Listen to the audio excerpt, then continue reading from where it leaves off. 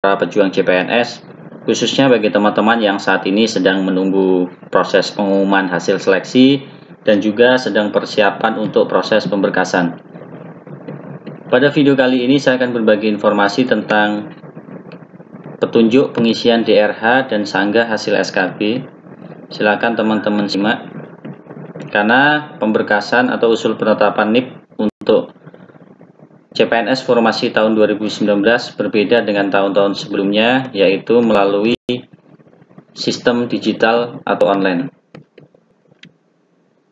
Sumber video saya ambil dari buku petunjuk pengisian DRH dan sanggah hasil SKB SSCN 2019 dari BKN tanggal bulan keluar Oktober 2020. Ini daftar riwayat, daftar isinya. Untuk pengisiannya cukup banyak tentang item-item yang harus diisi. Nanti mungkin tidak bisa saya review semuanya. Silahkan teman-teman nanti bisa searching untuk buku ini dan juga silahkan baca secara lengkap, secara utuh, agar informasinya tidak sepotong-sepotong.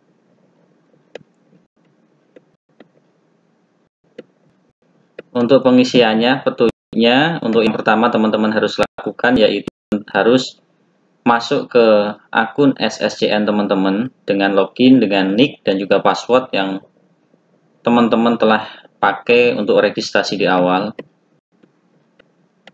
Kemudian jika telah berhasil login, maka peserta akan dihadapkan oleh pengumuman lulus atau tidak.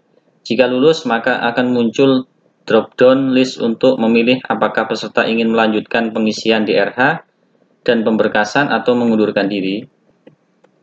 Nanti teman-teman silahkan pilih sesuai dengan apa yang akan teman-teman lanjutkan.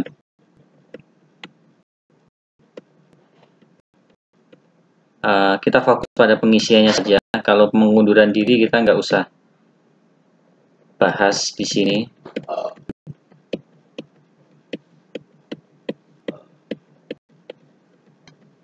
Lalu biodata apa yang perlu kita isi?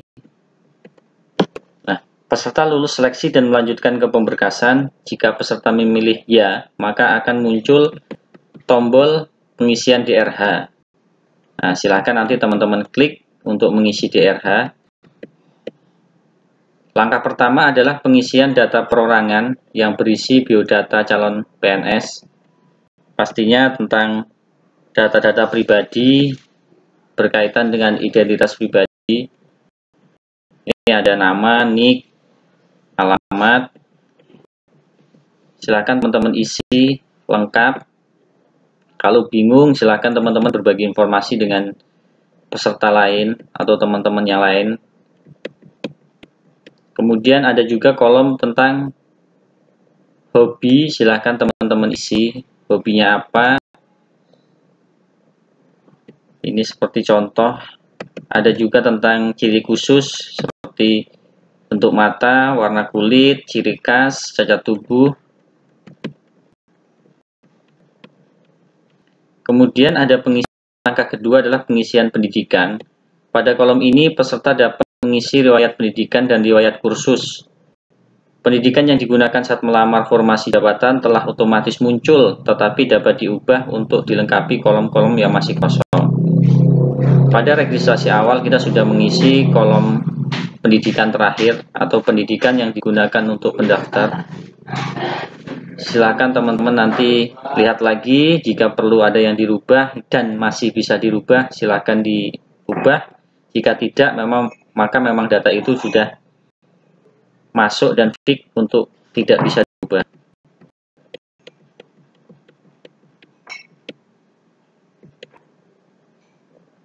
Ini untuk ubah data pendidikan, jika memang ada yang perlu dirubah. Kalau tidak, kita lanjutkan. Nah, ini juga penting. Perlu diketahui bahwa peserta tidak dapat menambah pendidikan yang setingkat dengan pendidikan yang digunakan untuk melamar atau pendidikan yang setingkat lebih tinggi. Jadi harus pakai ijazah atau pendidikan terakhir yang dipakai untuk melamar saat registrasi awal.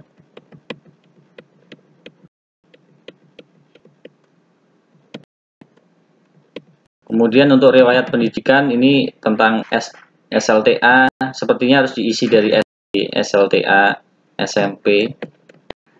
Silakan nanti teman-teman isi dengan nomor ijazah, tanggal ijazah yang sesuai dengan berkasnya, dan jangan lupa disimpan ya.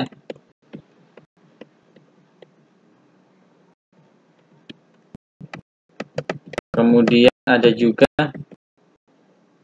riwayat kursus. Nah, ini saya riwayat.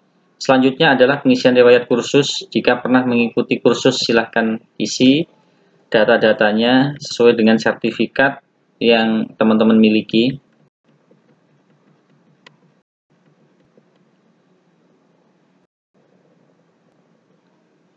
Jika kursus telah tersedia, peserta hanya dapat mengisikan jenis kursus yang telah terdaftar. Jadi tinggal pilih kursus yang terdaftar atau tinggal kita klik sesuai dengan pilihan yang ada. Kemudian langkah ketiga adalah pengisian pekerjaan. Di halaman ini peserta diwajibkan mengisi riwayat pekerjaan jika ada, penghargaan jika ada. Jadi kalau memang yang sudah pernah bekerja, silahkan teman-teman isi riwayat pekerjaan sebelumnya atau yang kemarin. Penghargaan juga kalau memang ada.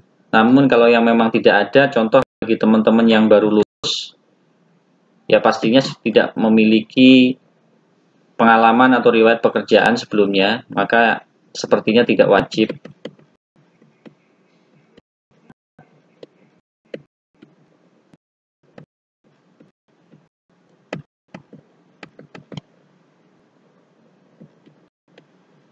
Kita lanjutkan. Ini contoh tambah riwayat pekerjaannya.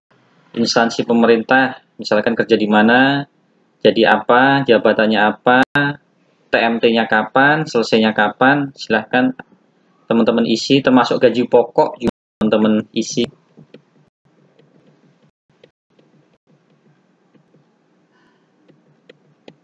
Nah, kalau misalkan teman-teman punya penghargaan, silahkan teman-teman isi. Sama seperti pengisian yang lain, isi sesuai pertanyaan yang ditanyakan.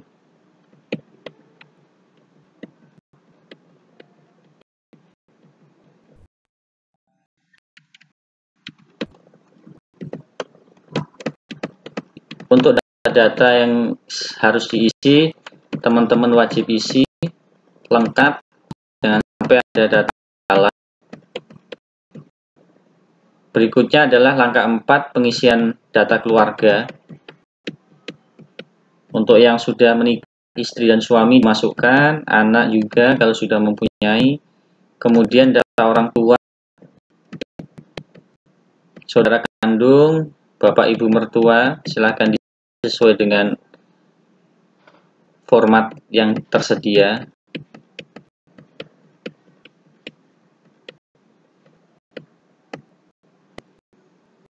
Ini kalau data keluarganya atau suami istrinya sebagai PNS non PNS kan isi. Kalau melihat formatnya, memang format ini sama, hampir sama, mungkin sama datanya dari format pengisian DRH secara manual, hanya saja ini secara online.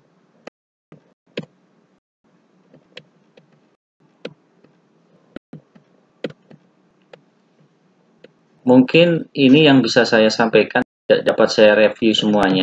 Silakan nanti teman-teman pelajari buku petunjuk ini secara utuh dan lengkap, agar informasinya bisa lengkap.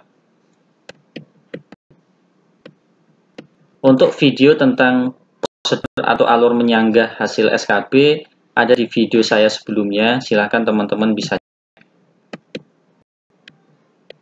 Jika ada hal-hal yang ingin didiskusikan, silahkan tulis di kolom komentar, kita bahas secara bersama. Jangan lupa subscribe, like, dan share, semoga bermanfaat. Sampai di video selanjutnya. Assalamualaikum warahmatullahi wabarakatuh.